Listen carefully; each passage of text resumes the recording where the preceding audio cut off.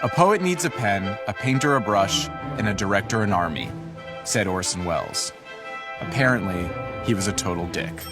First of all, जैसे प्रदीप ने मेरे को रात को 2:30-3 बजे With that, Yeah. being a part of this film was a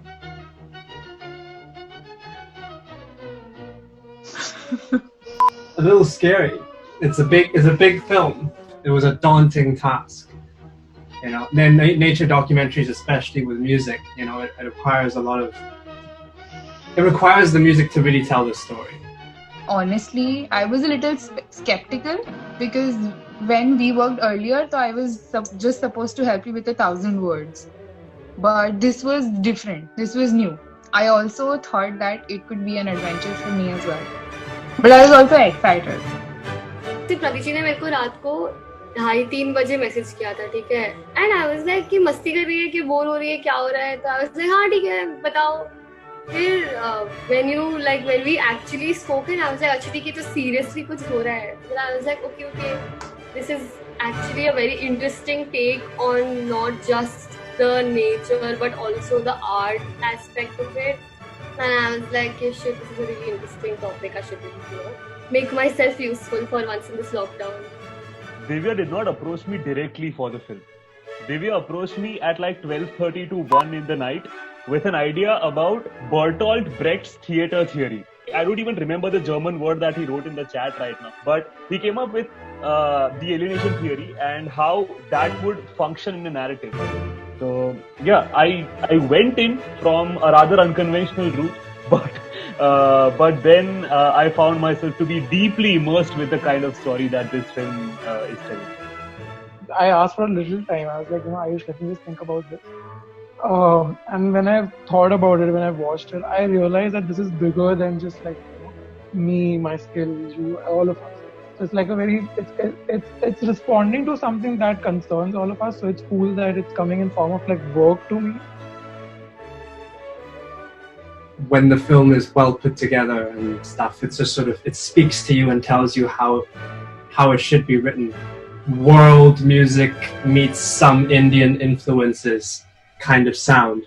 So that's just kind of the way I approached it, trying to incorporate, little Indian elements into a sort of epic world music orchestral score, I guess. So when I see a story, my intrinsic emotion is to go through it with a sense of structure. When I placed a couple of jigsaw pieces from here to there to make the narrative flow in a little more synergetic fashion, it seemed to me that it did the story justice. Ambience played a huge role in this documentary.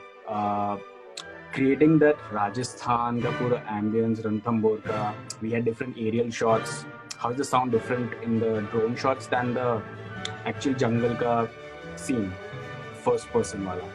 So that difference we had to create using sound. So my approach is very on the go. I never like sort of plan everything, but I like to go with a basic structure, which I like to like keep constant and not fuck with. Oh, can I use that? Interesting. Learned a lot. Got to stretch my skills and write a lot of music in a relatively short period of time. So it's always good practice to, do stuff like that. It was a very fun first experience, and I wasn't expecting it to take off, but it did, which is beautiful. And I think I had a lot of fun and got to know like other people as well apart from you and Pradeep ji. So yeah, that was a fun experience. I just hope that the sort of goodwill that we are all sort of putting into this project sort of translates not just like awards, but just the fact that everyone feels like it's an encompassing feeling to be part of the wildlife conversation, to think about this as a normal youth topic and not make a fuss about it, because it's popular media, it's exciting to watch, and it's something that's very, very important. We started working when the pandemic also started. So it was with that, it was simultaneous to that. And so it was very informal yet so formal for me, because we were not supposed to, like, we could not meet. But here I had to write in a very closed space. It was different like that as well, that I could not go outside and I could also not, work face to face with all of you. Nothing comes to mind. Let me have a quick think. Sound.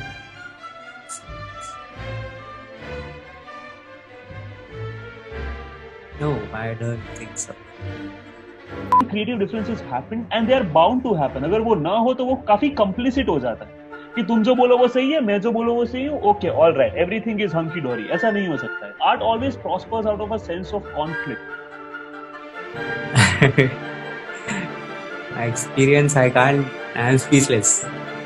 To be a part of a story as poignant and as delicate as this one, I think it brought out some sensibilities that I didn't know existed in me, and I'm sure that would have been the experience of every single person whom you took on board with this film.